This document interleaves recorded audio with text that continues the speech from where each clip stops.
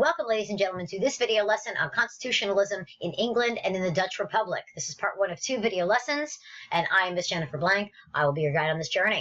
So let's start with some basics, right? Let's get down to brass tacks here. So what is it exactly? Well, constitutionalism is power limited by law, and it is balanced. What is it balanced with? Well, or between? It's balanced between the authority and power of government versus the rights and liberties of the subject. So there has to be a balance here where, yes, the government does have some authority and power, but the subjects of this constitutionalist state also have rights and liberties. All right, key examples are England and the Dutch Republic. England is the best example of this, just like when you think France, absolutism, you think England, constitutionalism, okay? And this definition or this era includes both constitutional monarchies and republics. So let's talk about some context for constitutionalism, okay? Let's talk about some Let's go back there. Let's talk about some context. So France, Prussia, and Russia are all absolutist states. Okay, England and Holland are constitutional states. But, and I cannot overemphasize this enough, constitutionalist states are not democracies. These are 2 different things, okay? A democracy is where the franchise, the ability to vote and have certain rights and privileges is available to everyone. That is not the case here, okay? It's not available to everyone. And this is a very common mistake that people make, confusing democracies with republics.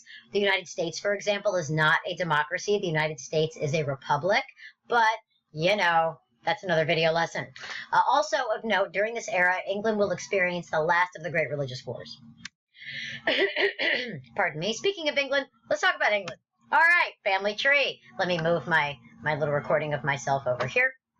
All right, so as you saw in a previous video lesson, this is a family tree of the era that we're looking at in England. So we have Elizabeth Tudor, but she has no heir, no marriage, no kids. So the Tudor dynasty dies with her, thus beginning the Stuart line. James I, he's king of both Scotland and England. He's Elizabeth's cousin. He starts the Stuart line. He is followed by his son, Charles I, who is followed by his son, Charles II. Now, Charles II is also cousin to Louis XIV. Woo! James II is his son, and in 1688, this major event takes place called the Glorious Revolution, where effectively you have this peaceful transfer of power. And William and Mary, William being the Dutch son-in-law of James II and Mary being his daughter, actually peacefully transfer a lot of royal power to Parliament, thus basically completing the establishment of a constitutional monarchy. This is a very, very important point in English history and in European history generally, because the fact that power was transferred without bloodshed from one set of people to another is extremely significant.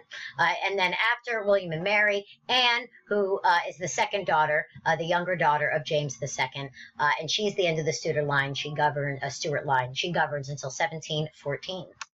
Okay.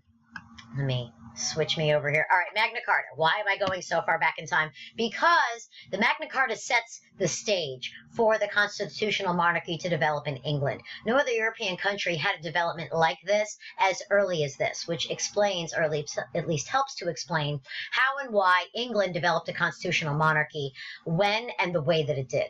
Okay, so the Magna Carta in 1215, King John was forced to accept it.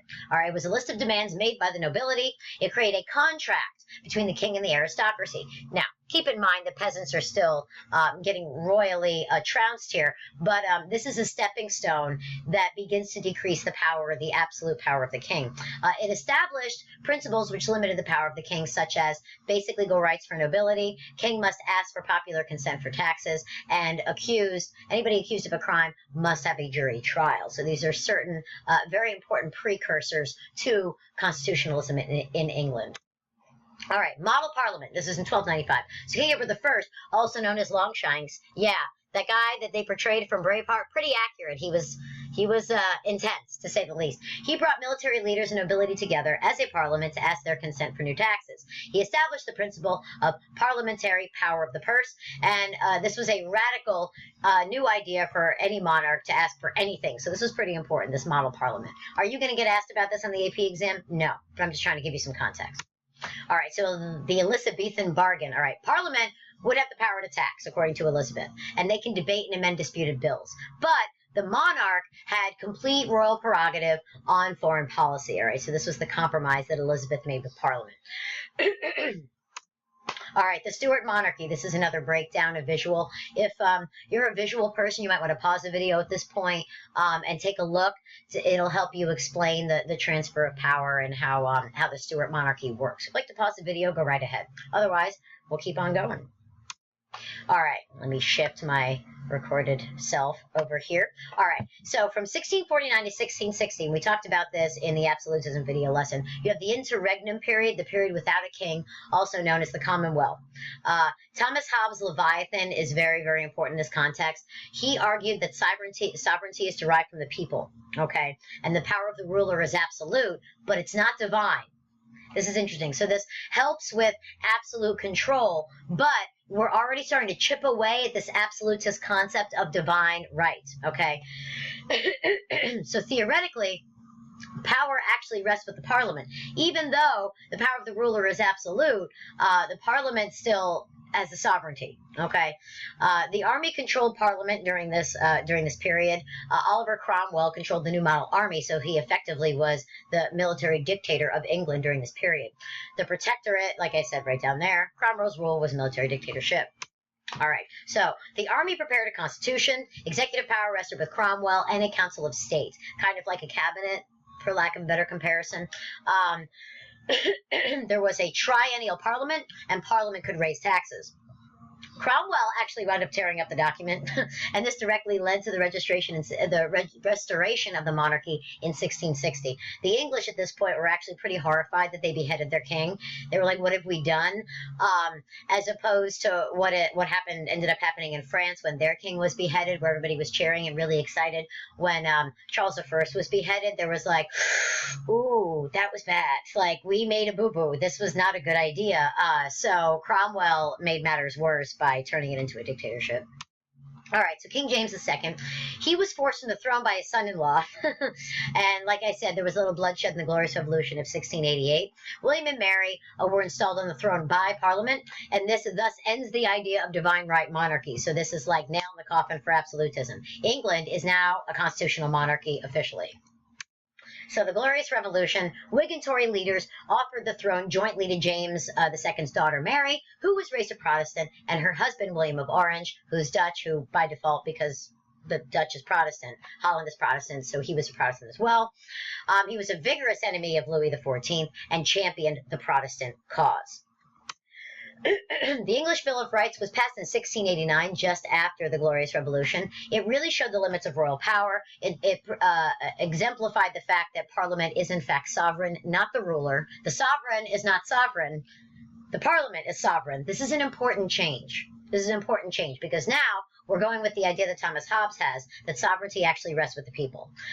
It's not a list of rights like the American Bill of Rights, but it does have a lot of sort of rules and regulations and guidelines in there that really expanded power to the people and removed it from the monarch.